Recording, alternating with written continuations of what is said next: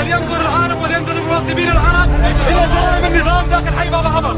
هذا هو الصيدلاني محمد العوض، لا نستطيع أن نخليه. الصيدلاني محمد العوض على الأرض. هذا هو حالنا داخل حي باب عمر، وهذا هو حالنا داخل حمص.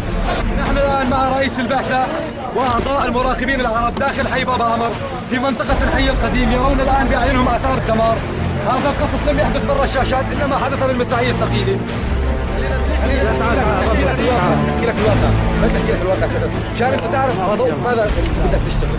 المشكلة مو عليكم كأشخاص أو كمراقبين، المشكلة بالمبادرة بحد ذاتها.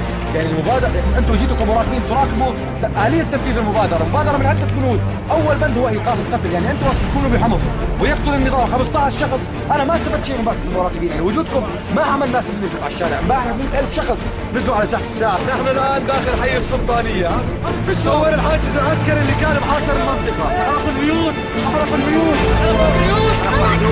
يحط البابات، يقصف حي معارض ويحمي حي مؤيد، يقطع كهرباء على حي معارض، يخلي كهرباء بحي مؤيد، يقطع اتصالات على حي معارض، يدخل خبز على حي مؤيد. هذا بدفع الناس على احتقار طائفي. إذا النظام عنده مكيدة، أنا بدي أفتح هاي المكيدة، بدي إياكم أنتم تشوفوها بعينكم وتصوروها بكاميراتكم. هذا شهادة أحد المراقبين الدوليين. هذا من الحارة الثانية.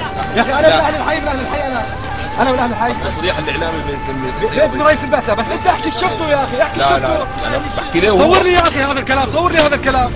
احكي شفته. عم يقول يا أخي معلش، يا أخي مو حرام علي أنا عمود. يا أخي عم يقول التصريح الإعلامي لرئيس البعثة.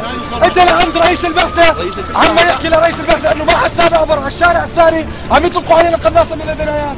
هذا مو تصريح إعلامي يا أخي، نحن أهل الحي عم نموت. هو بيصرف يا اخي اعلامي، بس هذا مو تصريح اعلامي، هذا واقع انت شفته. عم تقولوا لرئيس البعثه انه مالك حسان تعبر على الشارع الثاني. حكيت انا حكي ولا ما حكيت؟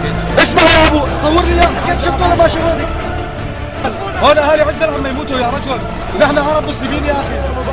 سلمية ويعرفون بان هذه الثوره سلميه، واريناهم الجيش الحر وتاكدوا بانفسهم من انهم عسكريين، واريناهم اليوم جثامين 4 شهداء، بينهم 3 شهداء قتلوا تحت التعذيب، صوروا هذا بكاميراتهم.